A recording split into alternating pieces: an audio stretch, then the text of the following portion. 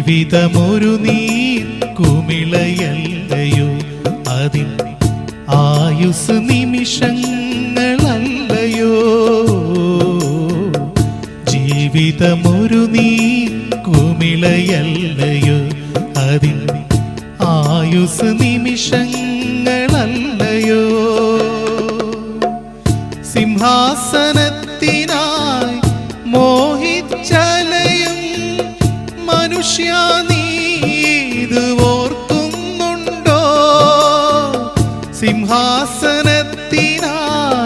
മോഹിച്ചലയും മനുഷ്യ നീ ഇത് ഓർക്കുന്നുണ്ടോ?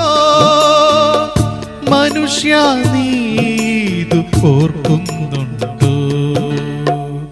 ജീവിതമൊരു നീ കുമിളയല്ലയോ, അതിൻ ആയുസ് നിമിഷങ്ങളല്ലയോ.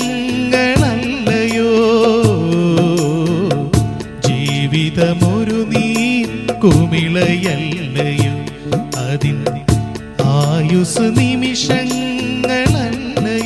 ക്രിസ്തുയേശുവിന്റെ നിസ്തുല്യ നാമത്തിൽ ശുഭസന്ദേശത്തിലേക്ക് സ്വാഗതം. വിശുദ്ധ വേദപുസ്തകത്തിൽ മത്തായി എഴുതിയ സുവിശേഷം 6-ാം അധ്യായം 13-ാം വാക്യത്തിൽ നാം ഇപ്രകാരം വായിക്കുന്നു: ഞങ്ങളെ പരീക്ഷയിൽ കടത്താതെ ദുഷ്ടങ്കിൽ നിന്ന് ഞങ്ങളെ വിടുവിക്കണമേ. രാജ്യവും ശക്തിയും മഹത്വവും എന്നേക്കും നിനക്കുള്ളതല്ല. പ്രലോഭനങ്ങളിലൂടെ സാത്താൻ മനുഷ്യനെ പാപത്തിലേക്ക് വശീകരിച്ചു. മനുഷ്യൻ പാപിയായി തീർന്നു. സാത്താൻ എപ്പോഴും ദുഷ്ടവികാരങ്ങൾ നമ്മുടെ ഹൃദയത്തിൽ തന്ന് നമ്മെ പാപം ചെയ്യുവാനും ദൈവത്തിൽ നിന്ന് മാറിപ്പോകുവാനും പ്രേരിപ്പിക്കും. സാത്താൻ പരീക്ഷകൻ എന്നാണ് അറിയപ്പെടുന്നത്. തെറ്റ് ചെയ്യുവാനുള്ള പരീക്ഷ സാത്താനാണ് കൊണ്ടുവരുന്നത്. ഈ പരീക്ഷയിൽ നിന്ന് വിടുവിക്കണമേ എന്നാണ് നാം പ്രാർത്ഥിക്കുന്നത്. മനുഷ്യന് പാപത്തിന്റെ പ്രലോഭനങ്ങളെ ചെറുക്കാൻ കഴിയുന്നില്ല. പാപനിമിത്തം ദൈവം മനുഷ്യന് വിധിച്ച ശിക്ഷ നിത്യമായ നരകമാണ്. ഈ ശിക്ഷയിൽ നിന്ന് മനുഷ്യനെ രക്ഷിക്കാൻ കർത്താവായ യേശു ക്രിസ്തു മനുഷ്യരൂപം സ്വീകരിച്ചു. മനുഷ്യന്റെ പാപങ്ങളുടെ ഭാരം സ്വയം ഏറ്റെടുത്ത് ക്രൂശിൽ മനുഷ്യന്റെ ശിക്ഷകൾ സഹിച്ച് മനുഷ്യന് പകരമായി മരിച്ചു, അടക്കപ്പെട്ടു. 3-ാം ദിവസം മരിച്ചവരുടെ ഇടയിൽ നിന്നും ഉയർത്തെഴുന്നേറ്റു. കർത്താവായ യേശു ക്രിസ്തുവിൽ വിശ്വസിക്കുന്നവൻ പാപത്തിൽ നിന്നും പാപത്തിന്റെ ശിക്ഷയിൽ നിന്നും